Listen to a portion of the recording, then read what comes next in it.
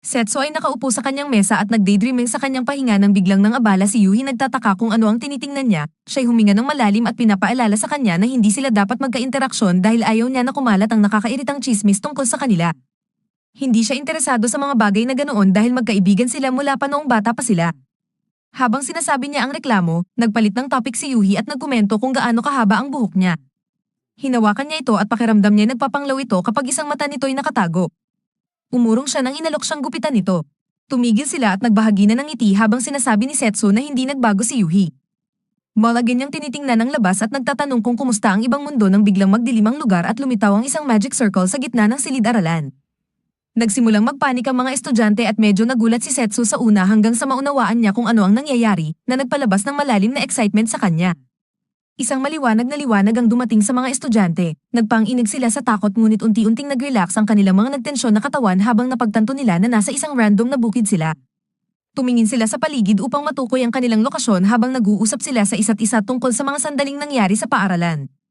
Habang lahat ng iyon, may malaking ngiti sa mukha si Setsu dahil naalala niya ang kanyang kapaligiran.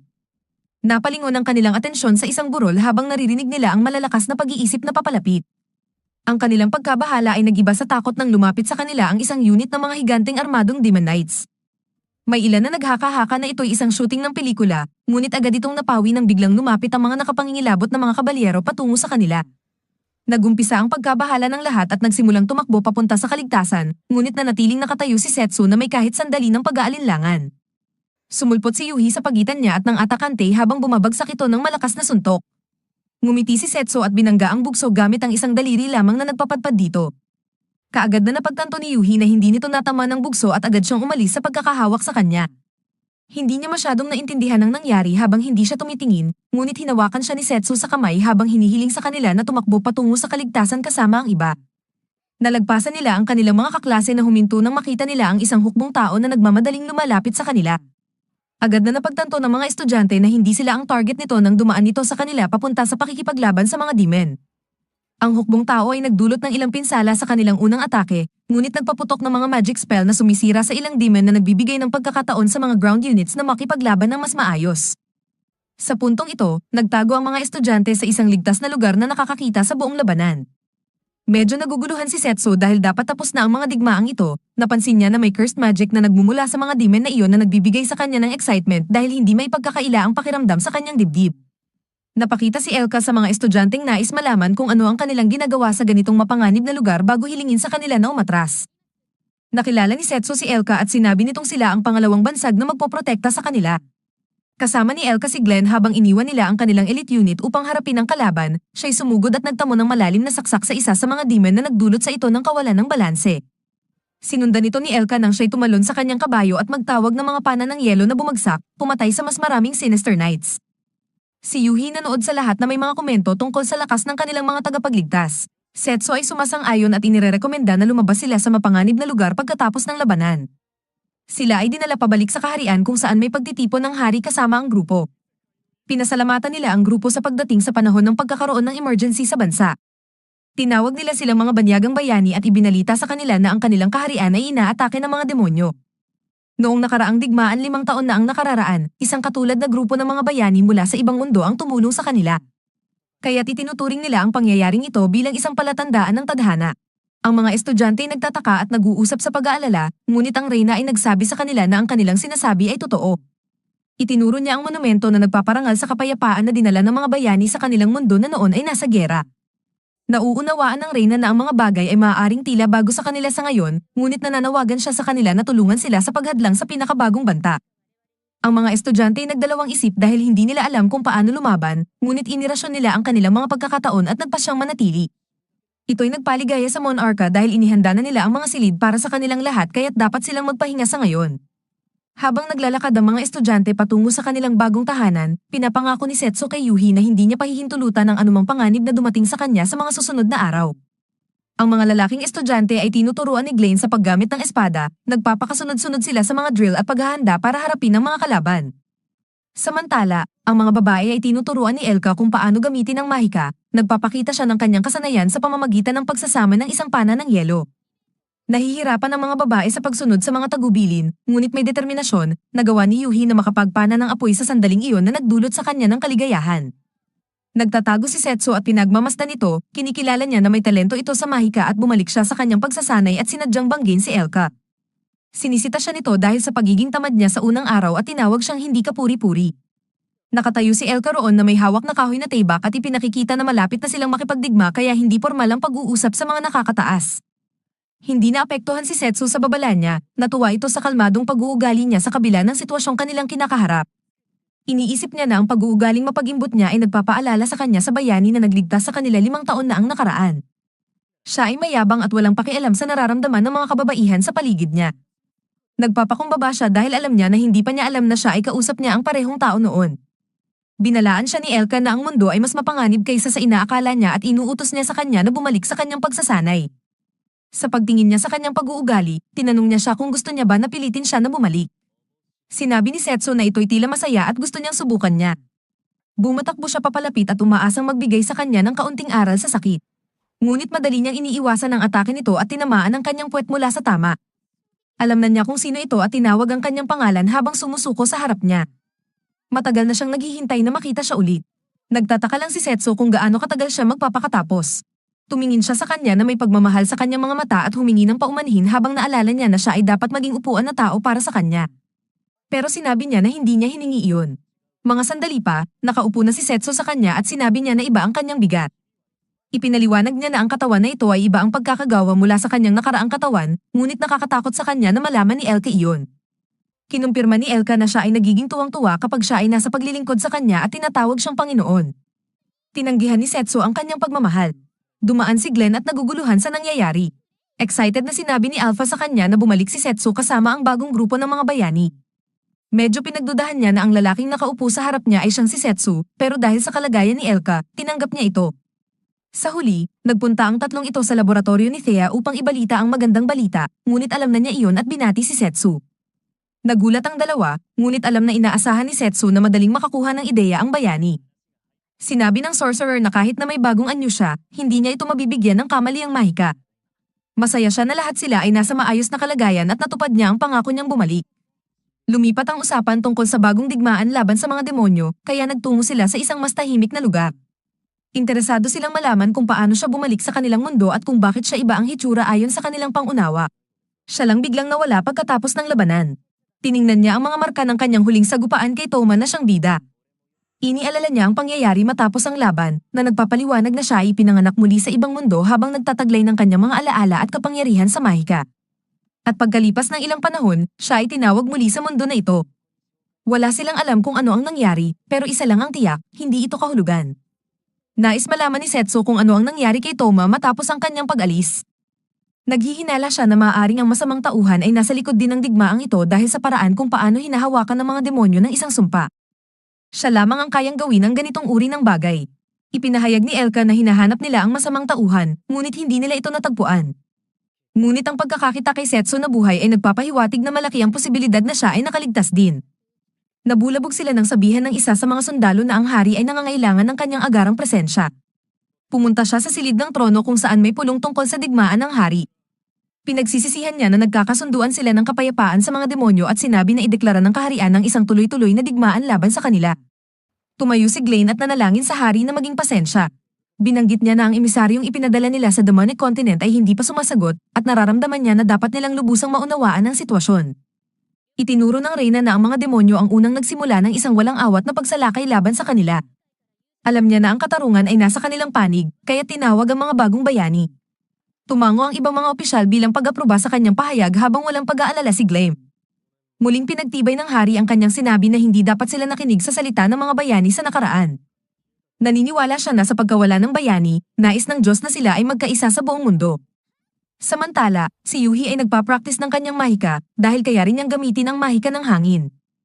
2 segundo pa lang, at ang bata na ito ay tila naging avatar na.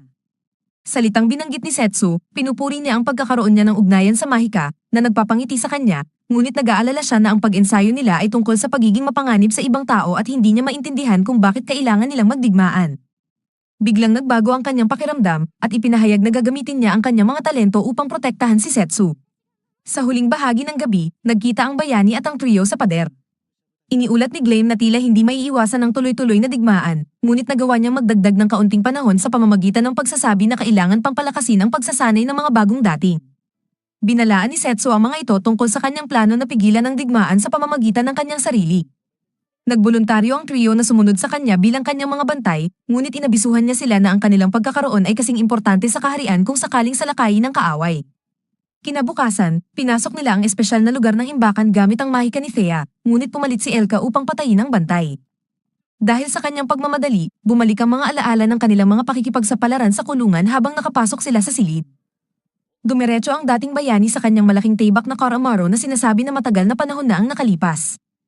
Natagpuan ng ibang mga bantay ang kanilang kasamahan na hindi malay, kaya't nagpalabas sila ng babala. Si Glenn at Thea ay sumama sa likuran upang bigyan ng pagkakataon si Elka na dalhin si Setsu palabas, ngunit sa paraan na itinutulak niya siya, sa palagay ko ay sa ibang paraan ng sitwasyon. Sa lahat ng handa, sinabi ni Setsu ang kanyang mga pamamaalam kay Elko, na nagsasabing gagawin nila ang lahat para maantala ang digmaan hanggat maaari upang siya ay makumpleto ang kanyang misyon. Sumunod sa kanyang intuition si Yuhi at hinabol sila bago siya umalis.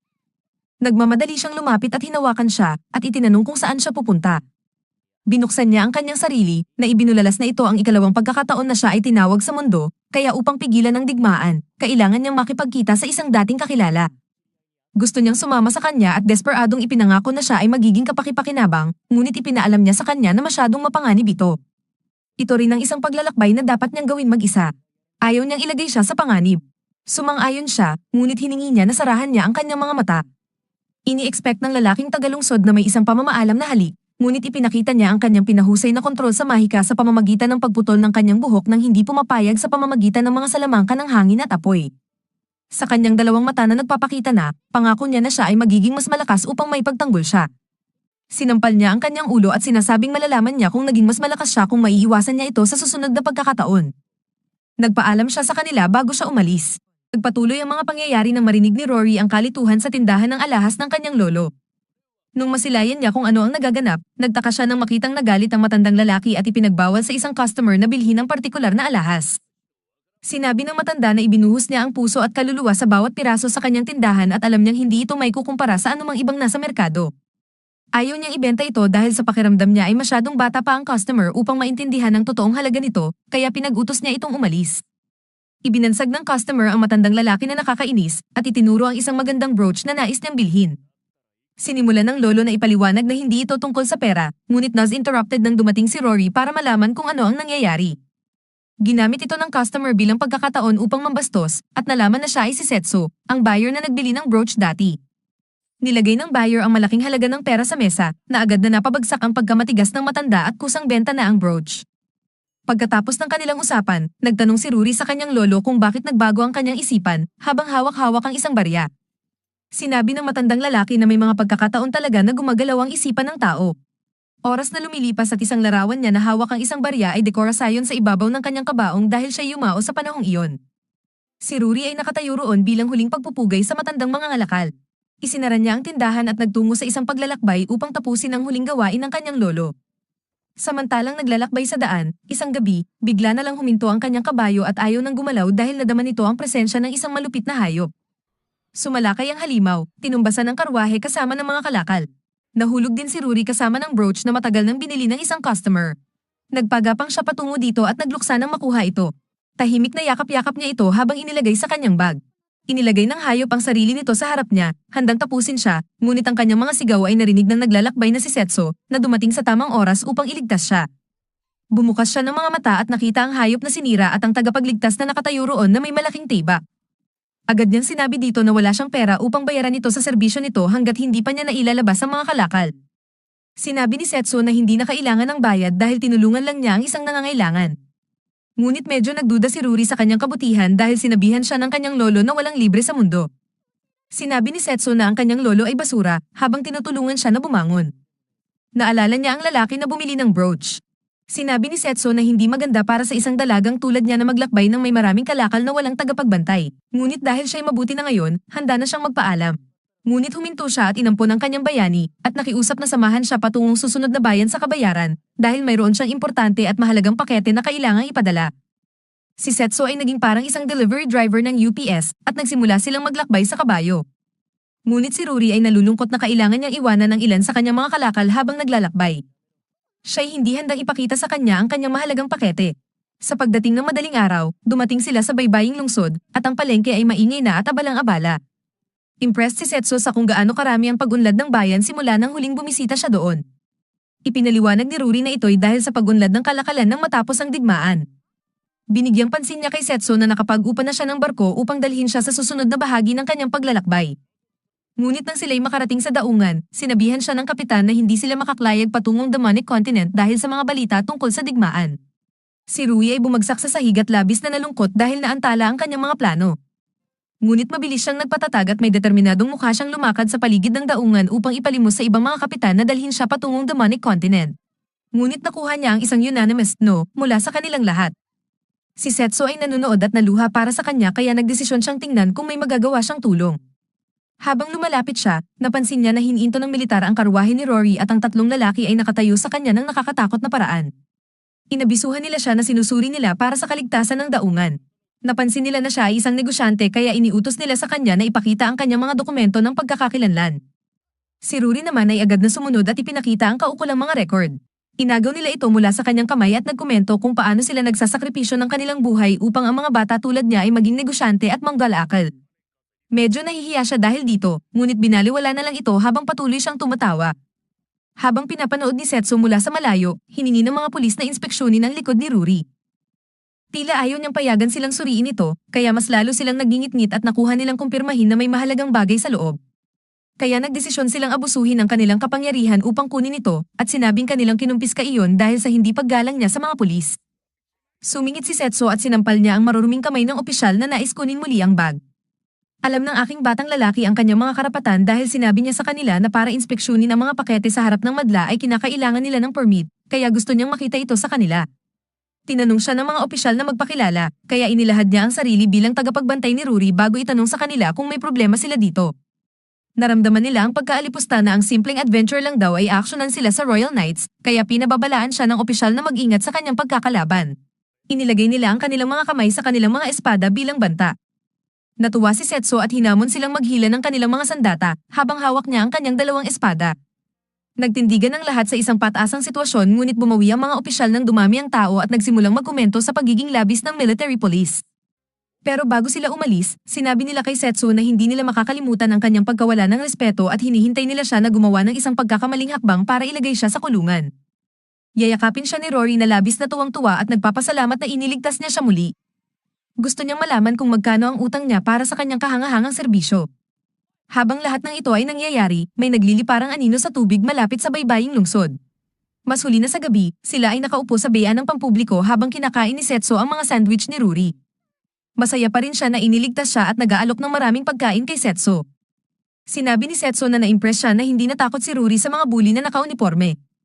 Nagsimula silang pag-usapan ng problema ni Rory na hindi makahanap ng barko dahil baka ito'y maantala ang kanyang paglalakbay. Gusto pa rin niya tanuyin ng buong bayan kung mayroong nais sumama sa paglalakbay at kung hindi ito magtagumpay, bibili na lamang siya ng sariling barko. Sinabi ni Setso na ang pangalawang opsyon ay medyo hindi makatwiran, ngunit determinado siya na magpatuloy. Makikita niya ang determinasyon sa mga mata ni Rory, kaya inilahad niya ang ideya na siya rin ay pupunta sa Demonic Continent at handa siyang isama siya. Inirerekomenda niya na magpahinga muna sila sa isang dulo para sa gabi bago sila magpatuloy. Sa hitang gabi, nagayos na si Setso at masaya siya na malinis na matapos ang mahabang paglalakbay. Sinabihan niya si Rory na maghugas din at ngayon ay pakiramdam niya mapagkakatiwalaan niya ito matapos patunayan ng sarili. Ipinakita niya sa kanya ang brooch at ipinaliwanag na ito ay ang huling gawain ng kanyang lolo bago siya pumanaw. Nagulat si Setso nang makita ito dahil kinilala niya ito, ang matandang lalaki ay isang tanyag na alahero na kinilala bilang pinakamahusay sa lupain. Isang araw, may isang tao na nag-request sa kanya na ayusin ang brooch na gawa niya. Kahit malapit na ang kanyang pagpanaw, nagawa pa rin niyang ayusin ito at ibinigay sa kanyang apo upang dalhin sa kanyang kapalit. Bilang tagapagmana at apo ng kanyang lolo, nararamdaman niyang tungkulin niyang may padala ng ligtas ang brooch.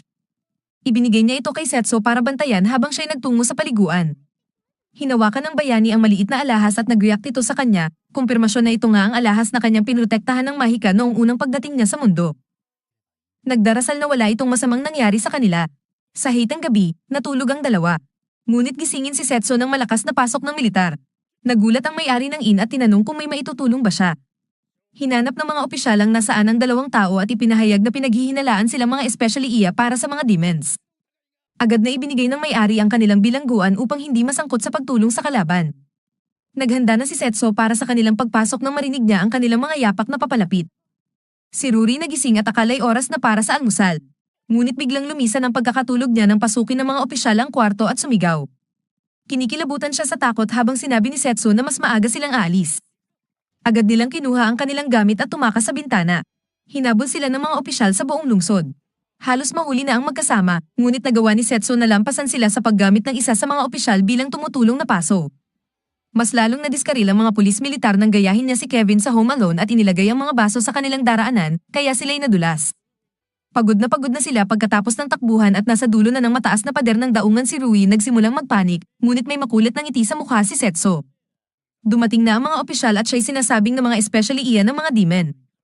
Sinimulan ni Setso ang pagtukso sa mga ito na sila'y atakihin, habang nananawagan si Ruri sa kanya na tigilan na ang pagpapamala sa mga nakakainis ng knights. Sinabi niya sa kanya na oras na para silang lumisan. Nag-aalinlangan si Ruri kung paano ito mangyayari, kaya kinuha siya ni Setso at bumaba silang pareho mula sa mataas na pader. Nagulat ang mga opisyal at akala'y mamamatay na silang dalawa, ngunit nagulat sila nang lumitaw si Lydia mula sa tubig at salakayin sila. Humingi ng paumanhin si Setso sa biglang pag-alis, at ipinamanhik na dalhin sila niya patungo sa kontinenteng Dumay. Naglabas ng malakas na sigaw si Lydia bago sila umalis. Nakatanga lang ang mga pulis militar at sumang-ayon na huwag na lang ipaalam ang kanilang nakita dahil isasama na lang nila ito sa mga panaginip nila. Samantalang natakot si Ruri sa nalaman na siya'y sumasakay sa Diyos ng Karagatan, nagtanghal ang araw sa demonic continent habang pinapanood niya ito nang may kasama si Setso. Hinarap ni Lydia ang isang kraken na humantong sa isang epikong kaiju battle habang si Setso ay nakatambay sa malapit, sinusubaybayan ng laban habang si Rory ay natatakot na nanonood. Sumisigaw ang babae kay Setso na tumigil sa pagmamasid at tumulong. Binasa pa nga si Lydia na hindi matatawaran na dami ng tinta, ngunit pagkatapos ng maikling labanan, nilupig ang kraken. Dumating siya sa lupa sa anyo ng isang tao kung saan opisyal na inilathala ni Setso si Livia bilang mabuting kaibigan niya. Ipinaalam ng Diyos-Diyosa ng dagat na maswerte si Ruri na makakita sa kanya.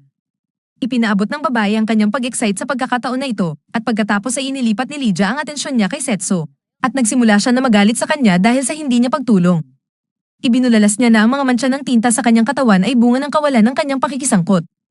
Ipinaliwanag niya na inaasahan niyang hindi magiging problema para sa kanya ang kraken at inamin din ng bayani na nais niyang mapanood ang isang kahangahangang walang preno na kaiju battle dahil ito'y napakabihira.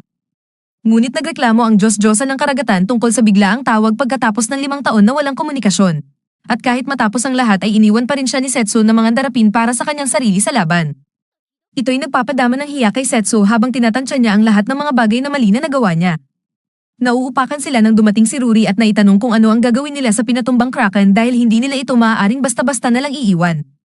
Binanggit ni Lydia na haharapin iyon ni Setso at biglang nagulat ang lalaki na inilagay sa kanya ang responsibilidad. Nag-isip siya ng ibang paraan at ginawang squid rings ang kraken.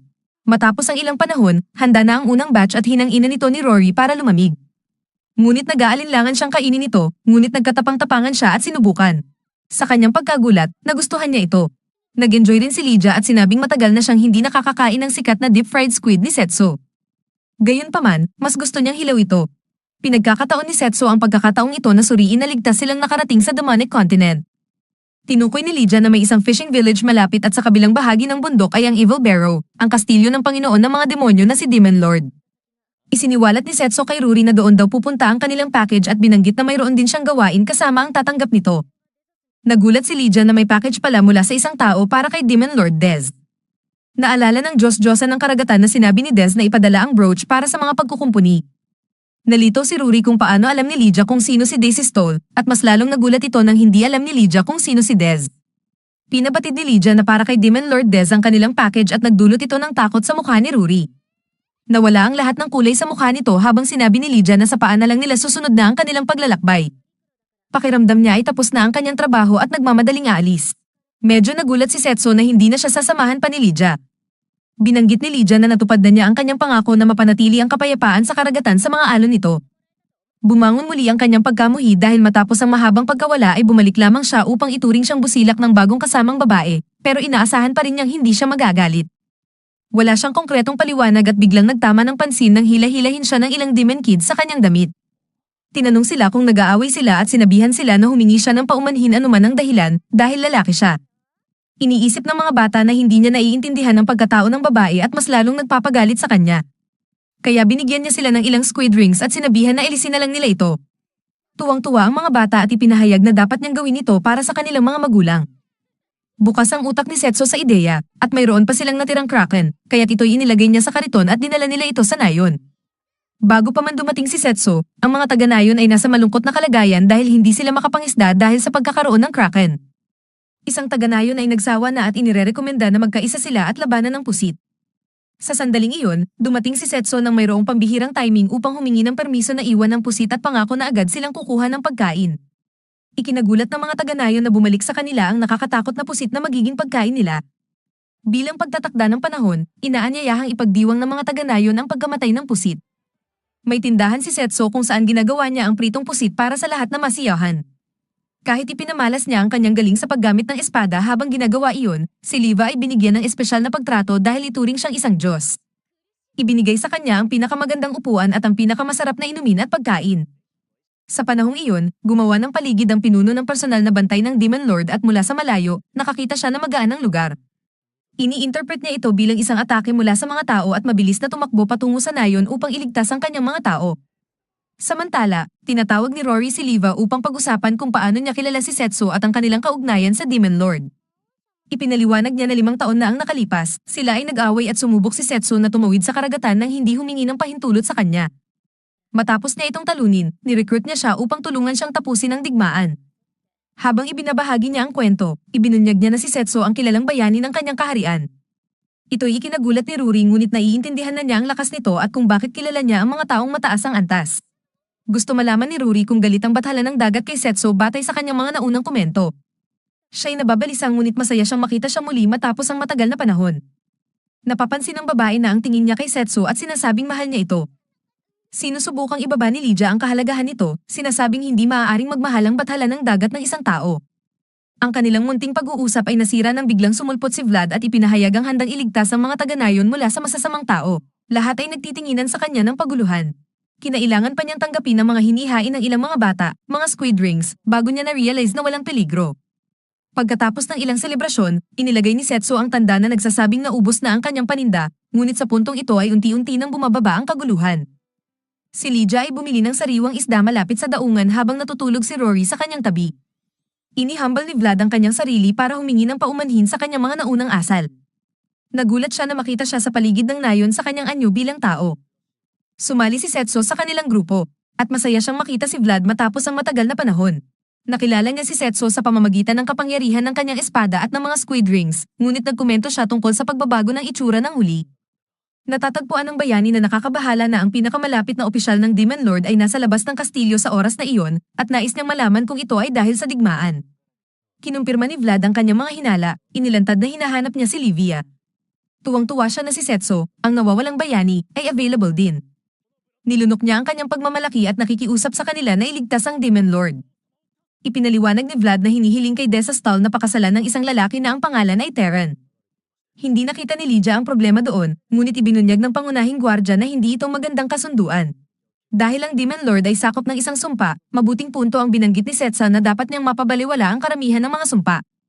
Ibinunyag ni Vlad na ang malakas na sumpa ay nakalagay sa isang kwintas.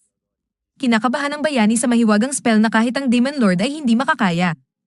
Mas labis na nagulat si Setso nang sabihin ni Vlad na ang digmaan ay sinimulan ng mga tao mga isang buwan na ang nakalilipas ng sila ay manakop gamit ang mga sundalong may malalaking armas at iniwan pa nila ang bandilang ng kanilang bansa. Tulad ng mga tao, sila rin ay nagpadala ng isang emisaryo ngunit wala pang naririnig na balita mula sa kanila. Ginamit ni Terran ang pag-aatubili ng Demon Lord na makipagdigma at inalok ang kanyang tulong para makipag-usap sa kanilang ngalan. Naniniwala si Vlad na may kapangyarihan siyang tapusin ang digmaan dahil siya ang pinakamayamang negosyante sa mundo at ang karamihan sa mga barkong pangnegosyo sa dagat ay pag-aari ng kanyang kumpanya. Sapagkat kailangan tanto ng mga tao at demon ang tulong ng mga negosyante upang makipaglaban sa digmaan sa pagitan ng mga kontinente, kaya't marami siyang kapangyarihan. Nagkomento si Setso na nagpapahiwatig na hindi karapat-dapat ang pagiging alipin ng Demon Lord para tigilan ang digmaang ito, at nagsimula silang mag-argue ni Vlad tungkol sa usapin na ito. Binanggit ni Lydia na ginagawa niya ito dahil sa pangako niya kay Setso at upang mapanatili ang kapayapaan. Ibinanggit niya ito nang bigla siyang itulak ng bathala ng dagat na nagpapakita na tanging isang boba ang magpapatuloy sa pangako na ibinigay sa isang taong nawala. Gayunpaman, ito rin ang dahilan kung bakit hindi sila maaaring hayaang harapin niya ito ng mag-isa. Sinimulan ni Vlad na ibigay sa kanila ang mas maraming mga detalye tungkol sa sitwasyon. Ngunit hindi malinaw ang petsa ng seremonya ng kasal. Ang alam niya lamang ay hindi sila dapat mag-aksaya ng oras. Binalaan sila ng pangunahing gwardya na si Terran ay napaliligiran ng mga bihasang gwardya at may mga halimaw sa daan patungo sa kastilyo. Kaya naman si Setsu, na dapat subukan at gamitin ang kanyang mahika, at sinabi ni Lydia na siya na ang bahala sa iba pang mga kalaban, na nagpangiti kay Vlad sa pasasalamat. Nagkasundo ang magduo na kumuha ng pinakamabilis na ruta patungo sa kastilyo, habang inuukit niya si Livia sa kanyang kakayahan na sumabay sa kanya, nagtungo silang dalawa sa gabing madilim at may bilis habang dumaan sila sa kagubatan. Ay nalaala ng dalawa ang kanilang huling pagbisita sa kastilyo noong sila ay naglulunsad ng isang sorpresang pag-atake, ngunit na-interrupt ang kanilang paglalakbay sa alitang hayop, ngunit agad na naayos ito ni Leva. Huminto sila sandali upang pag-usapan ang kanilang plano, na ang layunin ay pigilan ang kasal at talunin si Terran. Hininala ni Setsu na may kinalaman ng negosyante sa digmaang ito, na parehong sinasabing inatake sila ng mga demonyo at mga tao, at pareho silang nagbigay ng eksaktong oras at uri ng kalaban. Sigurado siya na ang mga atake na iyon ay hindi galing sa kahit anong panig kundi mula sa isang ikatlong partido na nagnanais na paigtingin ng digmaan, tulad ng huling digmaan. Tiwala siya na alam ng negosyante kung hindi man lahat, kahit na bahagi, ng katotohanan. Atakihin sila muli ng mga hayop at mabilis na naharap ito ni Leva. Nagkomento si Setsu kung gaano kahusay si Leva sa paglaban, at nagpatuloy sila patungo sa kastilyo habang pinag-iisipan ng bathala ng dagat kung gaano siya kaswerte na makakita ng ibang bahagi ng mundo sa tulong ng mga pakikipagsapalaran ni Setsu. Muling bumalik siya sa kasalukuyan habang nakikita na nila ang kanilang destinasyon. Nagpapatuloy ang mga pangyayari kasama ang hari ng mga demonyo. Binabalikan ni Dizostal ang tagal ng kanyang pamumuhay at sa mga taon na iyon ay natutunan niyang ang realidad ay labas sa kanyang kontrol, ngunit sa kabila nito ay patuloy pa rin siyang lumalaban bilang Panginoon at tagapangalaga. Nagtanggol ng mga pasanin ng kanyang mga tao hanggang sa siya'y magkaroon ng kanyang unang pagtugma kay Setsu noong panahon ng digmaan sa mga tao. Siya ay natalo sa kanya ngunit sa kanyang natalong kalagayan, iniabot ng bayani ang kanyang kamay, naghahanap ng kapayapaan na nagulat si Dizostal. Tinanggap niya ang paggalang na iyon at hinawakan ang kanyang kamay, kaya't ibinigay ni Setsu sa kanya ang brooch upang lalo pang simbolisahin ang kanyang hangarin na magkaroon ng pagkakaisa ang mga tao at mga demonyo sa pagtira sa piling ng isa't isa. Sa pag-activate ng kanyang estilo ng pagiging isang lalaking tagalungsod, ipinahayag niya ang kanyang opinyon kung paano magmumukhang maganda ang itim na brooch sa kanya. Ito ay epektibong nagpaiyak sa kanya ang mga salita at kilos ng binata. Hindi maglaon, matapos ang pagtatapos ng digmaan, ang hari ng mga demonyo ay natanggap ng balita tungkol sa biglang paglaho ni Setsu. Siya'y tumingin sa bintana sa paraang klise at inyayabang niya na itatatag niya ang pangako na panatilihing mapayapa kahit pa hindi na sila magkita muli. Siya'y lumapit sa pinuno ng seguridad at ipinaalam na marami pa silang trabahong dapat gawin bago nila maabot ang tunay at pangmatagalang kapayapaan. 5 na taon ang lumipas mula nang matapos ang digmaan at nagkaroon na ng mga bunga ang kanilang pinagsikap ng si Dizostal ay maglakad-lakad sa paligid ng pamilihan ng lungsod. Siya ay binati ng mga masayang mukha habang ang kanyang mga alipin ay nag-enjoy sa sariwang ani mula sa kanilang kalakalan sa mga tao. Dahil sa bagong natagpo ang katatagan, maraming mga demonyo mula sa iba't ibang rehiyon ang naglipatan at dinala ang halaga at kayamanan mula sa kanilang tahanan habang siya at si Vlad ay nagpapakasaya sa tanawin. Ang banderang ibinigay ni Setsu ay biglang nabasag. Wala silang malay sa kahalagahan nito at dinala ito sa mundong tao para ipaayos. Hindi maglaon pagkatapos ng pangyayaring ito, tumanggap ang hari ng mga demonyo ng agarang ulat na ang mga tao ay nagsimulang sumalakay. Hindi agad sumabay si Dizostal sa mga haka-haka hanggat hindi nila lubusang nakuha ang kabuuan ng sitwasyon dahil gusto pa rin niyang panatilihing mapayapa ang kalagayan. Kaya't pinisan niya ang lahat ng kanyang mga pinakamataas na opisyal para sa isang pang-emergensayang pagpupulong ng digmaan at inutos ang paghahanda ng kanilang hukbo upang protektahan ang kanilang tahanan. Ipinadala rin niya ang 2 emisaryo sa lupa ng mga tao upang marinig ang kanilang liderato dahil may nararamdaman siyang kakaiba sa likod ng biglaang atake na ito. Nais pa rin niyang tuparin ang kanyang pangako kay Setsu. Samantala, ang palengke ay walang tao dahil nananatili ang mga mamamayan sa loob ng kanilang mga tahanan habang inililipat ng hukbo ang mga kagamitan para sa kanilang depensa. Gayunpaman, medyo naguguluhan ang mga sundalo dahil hindi nila matandaan na kailanman ay nakaharap na nila ang ganyan kalalaking mga armadong kaaway. Noong huling digmaan, nadama nila na hindi dapat nagtiwala sa mga tao, ngunit tiwala sila na si Dizostal ay dadalhin sila sa tagumpay. 1 buwan ang lumipas matapos ipadala ang kanyang mga emisaryo at hindi pa rin siya nakatanggap ng tugon mula sa mga tao. Bagamat patuloy pa rin silang nananatiling matatag, alam niyang hindi magtatagal ang kanilang bansa sa ganitong kalagayan. Napagtatakahan na siya kung kaya ba niyang tuparin ang pangako niya kay Setsu. Naabala ang kanyang pag-iisip ng pagdating ni Vlad na nagsasabing may nais makipag-audience kay Dizostal si Terran mula sa pinakamalaking kumpanya ng kalakalan sa mundo. Medyo nagulat siya sa pagdalaw nito, ngunit hindi maaaring tanggihan ni Dizostal ang pagdalo ng isang taong may mataas na posisyon. Kaya't ipinag-utos niya na papasukin si Terran. Nakapanggigil ang mga demonyo habang inihahain ni Terran ang kanyang proposisyon na magpakasal kay Desistrol. Inakit niya ito sa pagpapakita na may kapangyarihan siya upang matigil ang nagbabadyang digmaan sa mga tao. Iniisip ni Desistral ang mga kondisyon ng kasal at nakikita niya na parang maging alipin siya kaysa ibang bagay. Handang gawin ni Terran ang lahat para makuha siya bilang kanyang asawa. Habang nagsasalita si Terran, ibinigay ng kanyang kasamang alipin ang isang kahon na binuksan niya para ipakita ang isang napakalasong kwintas ng pagkaalipin na ikinagulat ng lahat, kabilang na si Desistral. Kahit pa natuwa siya sa kapangyarihan ng sumpa, alam niyang taliwas ito sa kanyang hangarin. Nanalangin si Vlad sa kanyang Panginoon na huwag payagang mapasama sa ganitong walang kabuluhang alok. Gayunman, ipinakiramdam niya na huwag siyang maingay bago hilingin kay Terran na bigyan siya ng oras upang mag-isip. Masaya si Terran na maghintay, ngunit ipinaalala sa kanya na may limitasyon ang panahon niya. May pagmamayabang siyang palam, alam niyang walang ibang pagpipilian ng hari ng mga demonyo. Naglaan ng mga araw si Desistral sa pag-iisip hanggang biglang sumagi sa kanyang isip si Setso na nagulat siya. Pakiramdam niya ay nahuli siya sa pagitan ng mga desisyon at tila wala ng ibang paraan para maiwasan ang isang malubhang digmaan kundi ang tanggapin ang alok ni Terran. Pumunta si Vlad sa hari ng mga demonyo at nanalangin na huwag tanggapin ang kababawan at walang kabuluhang alok na iyon. Handang lumaban ang kanilang hukbo hanggang sa huling lalaki kung kinakailangan.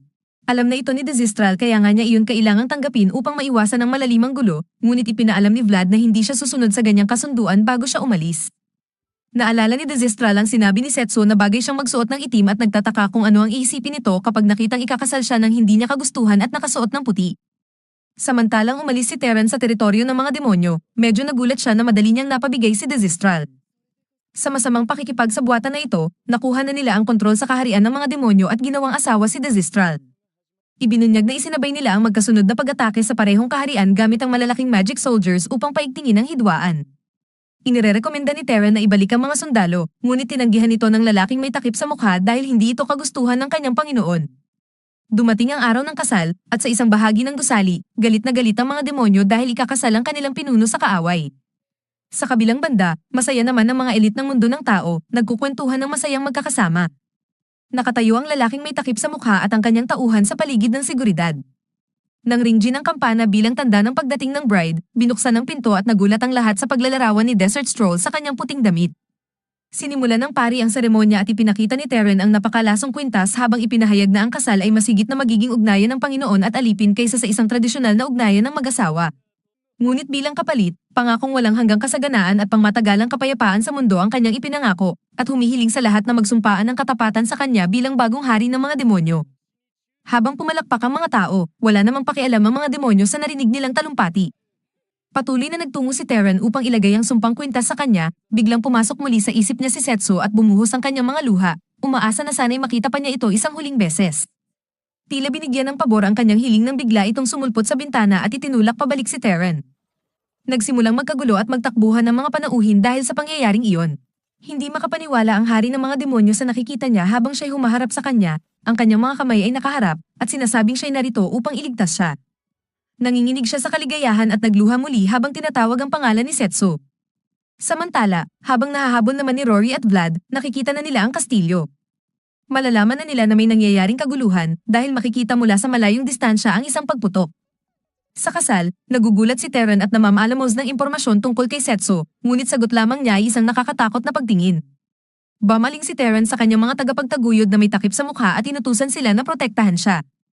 3 tauhan ang biglang nagmadaling umatake, ngunit inaksyonan nito ni Lydia sa gitna ng hangin at inalis sila gamit ang bending ng tubig, tulad ng pangalan niya ay Katara. Masaya si Desistral na makita siya, ngunit binanggit ng Diyos ng karagatan na hindi maganda ang hari ng mga demonyo sa puti. Lumingon si Lydia kay Terran, handang makipaglaban, kaya tumakas ito sa takot. Sumulpot naman ang pinuno ng mga taong may takip sa mukha at inilunsad ang isang atake ng anino na nahuli si Lydia, at sinubukang patayin, ngunit sinira ni Setso ang atake ng isang suntok ng kanyang tibak. Agad siyang sumulpot sa likuran ng lalaking may takip sa mukha at sinuntok ito ng malakas na suntok na nagpadala sa kanya palayo. Sa tabi ng natamba, may takot na si Terran, handa siyang magbayad para sa pagpapaiyak kay Desistral.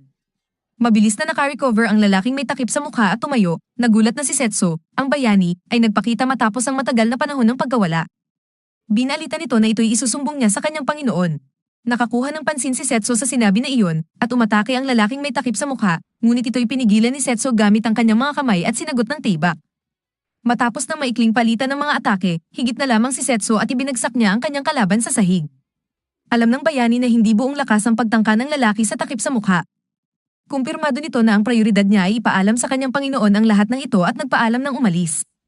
Nang sumugod si Setso sa pagtulong sa daliwang pagsalakay, dali-dali siyang inakbayan ni Desistral mula sa likuran at inamin niyang namiss siya. Gusto niyang malaman kung saan siya nagtago sa loob ng matagal na panahon. Sabi niya mahabang kwento ito, ngunit masaya siya na ligtas siya. Magkasama silang nagyakapan habang hinahagkan ni Setso ang kanyang ulo. Nilinterrupto ni Lydia ang kanilang pagkikita upang makuha ang impormasyon tungkol sa grupo ng mga lalaking may takip sa mukha. Ngunit nang alisin nila ang mga takip sa mukha, ang mga ito'y nagiba na nagpapahiwatig na ang mga iyon ay gawa mula sa sumpa. Sinuri rin ni Setso ang kwintas at nagduda na si Toma ang nasa likod ng lahat ng ito. Nagduda rin ang hari ng mga demonyo at inalok na tulungan si Setso kung tatahakin nito si Toma. Nais niyang magbayad sa masamang lalaki dahil pilit siyang pinaligayan nito sa pagkakasuot ng puting damit. Naisip ni Setso na hayaan siya na siyang mga siwa sa mga bagay sa kanyang kaharian habang siya ay pupunta kay Regulus, ang hari ng mga halimaw, upang matiyak na hindi kumalat ang impluwensya ni Toma doon. Sumang-ayon si Desistral sa desisyon na iyon dahil mas makakatulong sila kung magkasama. Kailangang magmadali sila upang tuparin ang kanilang pangako sa isa't isa. Medyo nagrereklamo si Lydia na muli siyang naka-ferry duty habang naglalakbay dahil pagod na siya mula sa pagtakbo at pakikipaglaban sa buong gabi. Kasama nila sa madali ang pagdating sina Vlad at Rory na nagmumungkahi ng reklamo sa pagkakalat ng lugar. Samalubong si Rory kay Setso na umaasa na matagumpay ang rescue. Masaya siyang malaman na naging maayos ang lahat. Ibinigay niya kay Setso ang brooch upang siya mismo ang magbigay nito kay Desistral dahil may sentimental na halaga ang kilos na iyon. Ipinakita ito ni Setso sa hari ng mga demonyo na nagulat sa nakita at agad na isinuot niya sa kanyang leeg para sa ikalawang pagkakataon. Sa pagtatapos, nadakip si Terran habang kinukumpuni ang lugar. Nagtungo sina Desistral, Vlad, Rory, at Setso sa susunod na bahagi ng kanilang paglalakbay. Gusto sanang sumama ng hari ng mga demonyo, ngunit may mga mas pressing na isyu na kailangang asikasuhin. Nais ni Rory na manatili sa kaharian ng mga demonyo, at pumayag naman si Desistral na payagan siyang magbukas ng tindahan ng alahas sa palengke, kung saan masusumpungan na niya ang kanyang matagal ng pinapangarap na buhay. Masaya si Setso sa balita na iyon. Inihatid nila ng palam ang grupo habang patuloy na nagtutuloy sa kanilang paglalakbay. Iyon ang katapusan ng episode. Patuloy ang kwento sa pamamagitan ng isang flashback ng araw na unang nagkita sina Setso at Yuhi.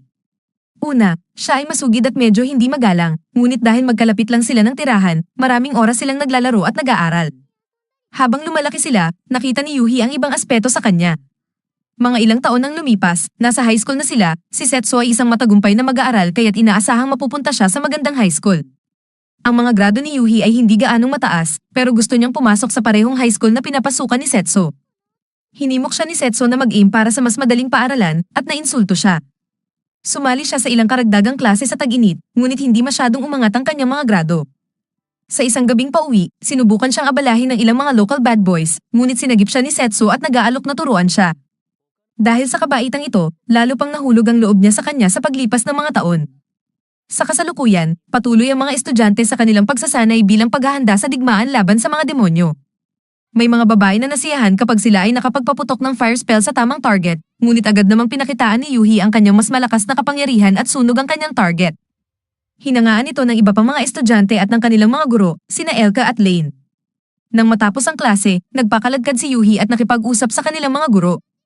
Hiniling niya ang espesyal na pagsasanay upang maabot niya ang antas kung saan siya ay makakasama ni Setso at susuportahan siya sa kanyang mga pakikipagsapalaran dahil sila ay mga kasama ni Setso noong huling pagkakataon na bumisita siya sa mundo.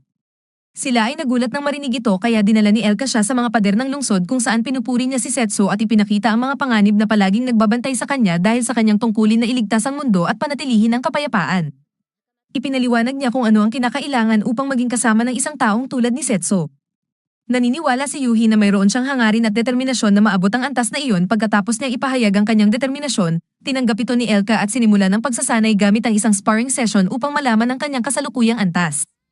Matapos ang palitan ng laban, paulit-ulit na ibinabalik ng kanyang guro ang punto na siya ay kahanga-hanga kahit sa mga katrabaho niyang may talento. Gayunman, mayroong isang bagay na kulang sa kanya kaya dinala siya ni Elka sa mga kanal ng lungsod na infested ng mga halimaw. Ang lugar ay kung minsan ay ginagamit bilang panghuling lugar ng pagsasanay para sa mga sundalo. Matapos ang maikling panahon, lumitaw ang isang malaking buwaya na halimaw. Si Yuhi ay nakatayo doon, nagugulat habang tinuturuan na makipaglaban. Ibinigay ni Elka ang impormasyon na may sapat siyang lakas upang harapin ito. Binaril ni Yuhi ng fire spell ang halimaw at ito ay nasusunog. Sa kasiyahan, akala niya ay tapos na ang laban ngunit binabalaan siya ni Elka na maging handa at ipinahiwatig na malayo pa ang laban. Ang halimaw ay humarurot patungo sa kanya at ibinlok niya ito gamit ang kanyang tungkod ngunit tinamaan ang kanyang mga braso at nagkaroon ng mga sugat. Yuhi ay bumawi at sinugod ito gamit ang counter kahit na mahina. Handa pa rin ang halimaw para sa isa pang laban. Sinasabihan siya ni Elka na tapusin ito at nang ang dalaga ay magatubiling gawin ito, ipinaliwanag ng guro na sa aspeto ng mahika, halos pantay na sila ni Yuhi. Gayunpaman, hindi pa rin maintindihan ng babae ang malupit na kalikasan ng digmaan at ng mundo kung saan sila nabubuhay. Ipinaliwanag ni Elka na ito ay isang sistema ng pagpatay o mapatay. Upang bigyang diin ang kanyang punto, tinapos niya ang halimaw. Kinabukasan, nakaupo si Yuhi sa kanyang kwarto na medyo nadidismaya dahil natapos na ang kanilang pagsasanay. Nahinto ang pag-iisip niya nang dumating si Tia na gumaling ng kanyang mga sugat. Ipinaliwanag ni Tia na itinuturing na siyang isa sa mga kasama ni Seth base sa kanyang pakikitungo sa kanya. Hinihikayat siya ni Tia na hanapin ang kanyang sariling determinasyon na magpapahintulot sa kanya na tumayo kasama ni Setsu.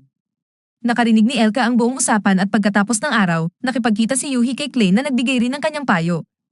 Dahil sa karunungan ng kanyang mga guro, pakiramdam niya ay mayroon siyang tatak na totoo sa kanya habang lumalaban at pinoprotektahan ang kanyang mga pinahahalagahan. Ipinakita niya ang pagkumpiyansa na ito noong sumunod na araw sa kanilang pagsasanay, pinagtulungan niya ang lahat sa pamamagitan ng pagpapakita ng mas malakas pang kapangyarihan sa pamamagitan ng fire spell na sumabog sa kanyang target. Inihatid siya ni Elka sa mga kanal muli upang harapin ang katulad na halimaw. Sa pagkakataong ito, malayo sa pagiging mahiyain si Yuhi, sinugod niya ito gamit ang matinding fire spell na agad itong sinira. Impressed si Elka, ngunit ipinunto na hindi pa niya ito natapos. Ipinaliwanag ni Yuhi na pansamantalang hindi nito kayang patayin ito dahil ang kanyang determinasyon ay hindi kailanman kumuha ng buhay. Binigyang diin ng guro na kailangan niya ng labis-labis na lakas ng kapangyarihan upang sundin ang landas na iyon, ngunit kumpiyansa si Yuhi na kaya niyang makamit ito. Kinabukasan, pinipisa ni Glenn ang mga taga-ibang mundo upang ipaalam sa kanila na sila'y tatahak sa demonic na bansa ng Evil Thean kinabukasan. May pag-aalinlangan ng mga estudyante dahil sa kanilang limitadong pagsasanay. Iniwan ni Yuhi ang grupo at lumapit sa kanyang guro habang opisyal na kinilala siya bilang isang kasama. At dito nagtatapos ang episode. Nagumpisa ang kwento sa demonic continent, patuloy na naglalakbay sina Setsu at Lydia sa pamamagitan ng Kalisha. Napansin ng bayani na medyo kalmado ang Diyosa ng dagat habang kinakain ng ilang cookies. Ipinaliwanag ni Lydia na wala siyang masyadong magawa hanggang sa kanilang marating ang pantalan patungo sa Beastman Continent. Maliit na pagsasarili at pagpapamalas ng luho niya bilang kabayaran sa kanyang mga serbisyo bilang isang Diyosa, dahil sa pagkalugi ng mga barko dulot ng digmaan, si Lydia ang naglilipat sa kanila sa mga bahagi ng paglalakbay sa karagatan. Nagsimula pa nga si Setsu na magreklamo na siguro ay may uri ng mahika na nagpapahintulot sa kanila na agad na makarating sa kanilang pupuntahan. Pinanto ni Lydia na tinatawag itong transfer magic na nangangailangan ng maraming taon ng paghahanda at matinding mahika. Naistorbo ang kanilang usapan nang biglang huminto ang Kalisha. Hinarap ni Setsu ang kanyang tibak, handang harapin ang anumang panganib, ngunit bumaba ang kanilang pag-iingat ng mukhang ilang pasahero lamang na gustong sumama ang dumating hanggang sa kanilang makarating sa bayan ng Pantalan. Nang sakayin ng babae ang Kalisha, tinanggal niya ang kanyang kapote at nagulat ang mukha niya, nakahalintulad din ang reaksyon ni Setsu. Tiningnan ni Lydia ang kanilang mga reaksyon at nagtanong kung magkakilala ba sila. Ngumiti siya habang tinawag ang babae na Crybaby Alize at sinabi na matagal na silang hindi nagkita. Agad siyang nakilala ng babae at tinawag siyang Master. Gayunpaman, naisipan ng estudyante na ay protesta ang pangalang iyon, ngunit tila hindi ito maalis sa kanilang isipan. Sumakay sila sa Kalisha at ipinakilala ni Setsu si Alize kay Lydia, ipinaliwanag na kasama niya ito noong huling summon siya. Nagsaad pa ang Crybaby na siya ang naging pinakamahusay na estudyante ni Setsu, na ikinagulat ng lalaki dahil hindi niya maalala na tinuruan niya ito. Iniulit ni Alize na siya ang nagturo sa kanya ng mga batayang pamamaraan sa pakikipaglaban noong kanilang paglalakbay, ngunit ang paraan ng pagsasabi niya ay nagpaiyak kay Lydia. Antarampi si Amel at nagpakilala bilang kapatid na babae ni Alize na nagdulot ng kalituhan kay Setsu dahil hindi niya maalala na mayroon itong mga kapatid. Ibinunyag ni Alize na nagkataon lang na naging ganoon ang kalabasan ng kanilang sitwasyon. Nagbago ng usapan nang itanong niya kung saan siya nawala sa loob ng 5 taon. Ibinigay niya ang kasalukuyang kalagayan at hiningi kay Alize na sumama sa kanilang paglalakbay patungong kontinente ng mga Beastman, tulad ng pagtulong niya dati. Una siyang natuwa, subalit ibinunyag din niya na siya rin ay nababalot sa seryosong problema. Binanggit ni Amel na siya ang may kasalanan. Ipinahayag ni Alize kung paano niya tinanggap ang kahilingan ng isang mamamayan na patayin ng isang dragon habang nagtatrabaho. Tinulungan siya ng mga mamamayan sa kanilang bahay. Nang magkaibigan sila, ibinunyag ni Amel na ang kanyang kapatid ang kinuha ng dragon, kaya mag-isa na lamang siya. Nahabag si Alize at kinupkop siya bilang kanyang kapatid. Interesado si Setsu na makumpirma kung patay na nga ba ng dragon ang kanyang kapatid na lalaki. Sa palagay ni Liva, medyo may isla ng tanong na iyon, pero sinagot ito ng self-proclaimed student ni Setsu na nagsasabing tila hindi naman. Patuloy siya sa pagsasabi na tuwing umatake ang dragon, ilang mamamayan ang nawawala nang walang anumang ebidensyang iniwan ng halimaw. Hindi rin matagpuan ang anumang bakas ng mga biktima pagkatapos ng pag-atake. Matapos makinig sa kanilang mga pahayag, sinabi ni Setsu na hindi ito tunog ng normal na pag-atake. Ang unang tungkulin ni Alizi ay talunin ng dragon kaya naglagay siya ng isang patibong upang mahikayat ito. Epektibo ang plano at nasakot niya ang dragon at napansin nito ito. Hinabol niya ang nilalang upang tapusin ito ngunit bigla na lamang nawala ang daan.